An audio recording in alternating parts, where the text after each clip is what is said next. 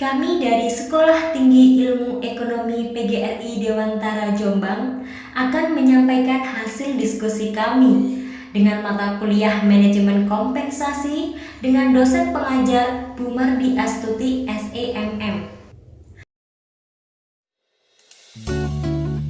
Hal pertama yang akan kami sampaikan adalah pengertian kompensasi.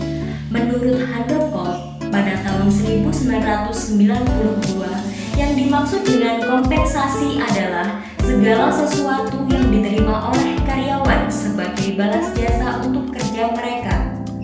Sedangkan menurut Samsudin tahun 2006, kompensasi merupakan pemberian alas jasa, baik berupa uang maupun tidak langsung berupa penghargaan.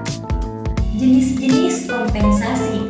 Yang pertama, kompensasi finansial langsung atau direct financial compensation yang terdiri dari bayaran atau pay yang diperoleh karyawan dalam bentuk gaji, upah, dan juga bonus.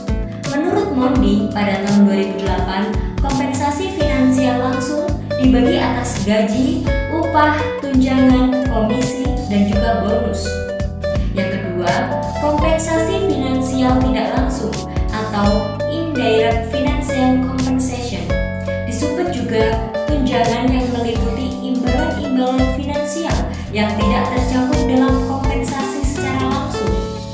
Kompensasi tidak langsung merupakan kompensasi tambahan yang diberikan berdasarkan kebijakan perusahaan terhadap semua karyawan dalam usaha meningkatkan kesejahteraan para karyawan.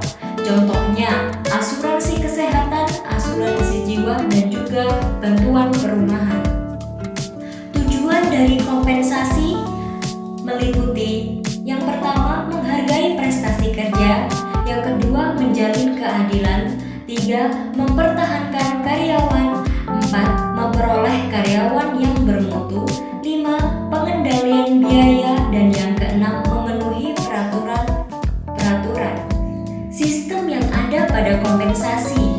Tujuan utama dari setiap organisasi merancang sistem kompensasi adalah untuk memotivasi karyawan dalam meningkatkan kinerjanya serta mempertahankan karyawan yang berkompeten. Adapun 10 pertanyaan yang harus dijawab sebelum menerapkan sistem kompensasi berdasarkan kinerja, yakni 1. Apakah pembayaran dinilai oleh karyawan? 2. Apakah sasaran yang akan dicapai oleh sistem imbalan berdasarkan kinerja? 3. Apakah nilai-nilai organisasi menguntungkan bagi sistem pembayaran kinerja? 4. Dapatkah kinerja diukur secara akurat? 5. Seberapa sering kinerja diukur dan dievaluasi? 6. Tingkat kesatuan apa, individu, kelompok, atau organisasi yang akan digunakan untuk mendistribusikan imbalan? 7. Bagaimana bayaran akan dikaitkan dengan kinerja, misal melalui peningkatan jasa, bonus, komisi, atau intensif?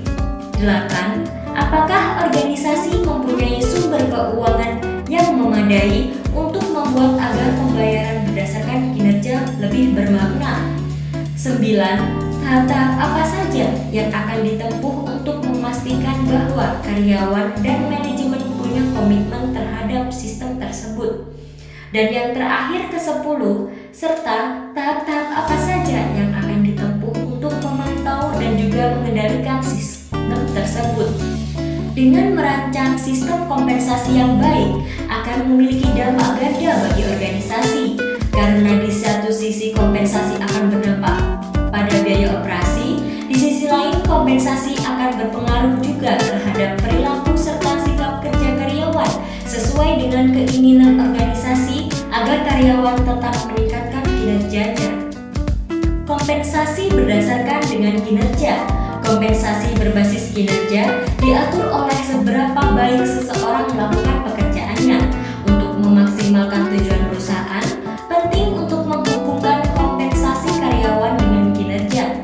Aturan dasar ini berlaku untuk semua karyawan dalam organisasi, mulai dari atasan perusahaan hingga karyawan di bawahnya.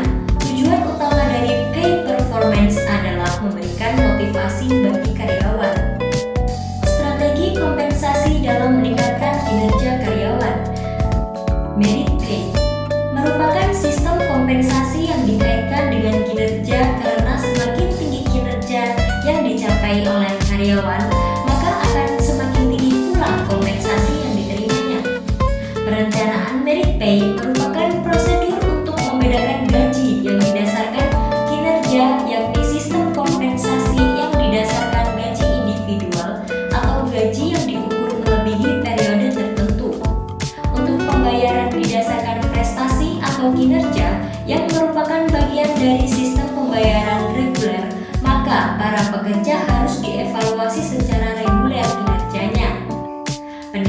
kinerja karyawan merupakan syarat mutlak yang harus dilakukan manajemen agar merit pay dapat diterapkan dengan baik.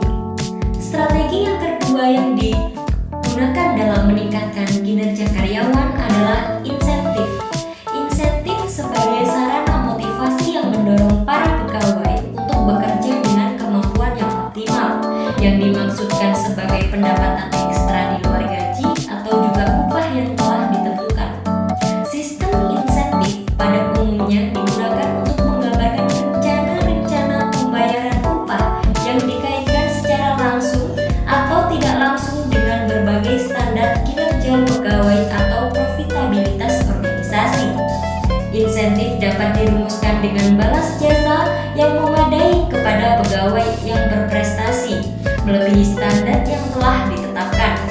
Insentif merupakan suatu faktor pendorong bagi pegawai untuk bekerja lebih baik agar kinerja pegawai dapat meningkat. Strategi yang selanjutnya adalah dengan gain sharing. Gain sharing diberikan sebagai hadiah atas kenaikan kinerja pada perusahaan. Gain sharing diberikan kepada sekelompok individu, tim, atau semua pekerja di dalam perusahaan.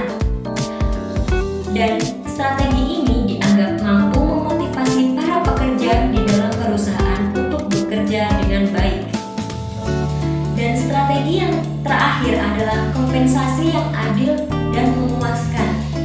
Proses atau tahapan-tahapan yang dilalui dalam pemberian kompensasi supaya terasa adil adalah menyelenggarakan survei gaji, yaitu survei mengenai jumlah gaji yang diberikan bagi pekerja yang sebanding di perusahaan lain, dengan tujuan lain untuk menjamin keadilan eksternal. Menentukan nilai tiap pekerjaan dalam perusahaan melalui evaluasi pekerjaan untuk menjamin keadilan internal. Mengelompokkan pekerjaan yang sama atau sejenis ke dalam tingkat upah yang sama pula untuk menjamin employee equity atau keadilan karyawan. Menetapkan harga tiap tingkatan gaji dengan menggunakan garis upah. Dan yang terakhir adalah dengan menyesuaikan tingkat upah dengan peraturan perundang-undangan yang sudah berlaku. Demikian dari kelompok kami yang dapat disampaikan, kurang lebihnya kami mohon maaf. Wassalamualaikum warahmatullahi wabarakatuh.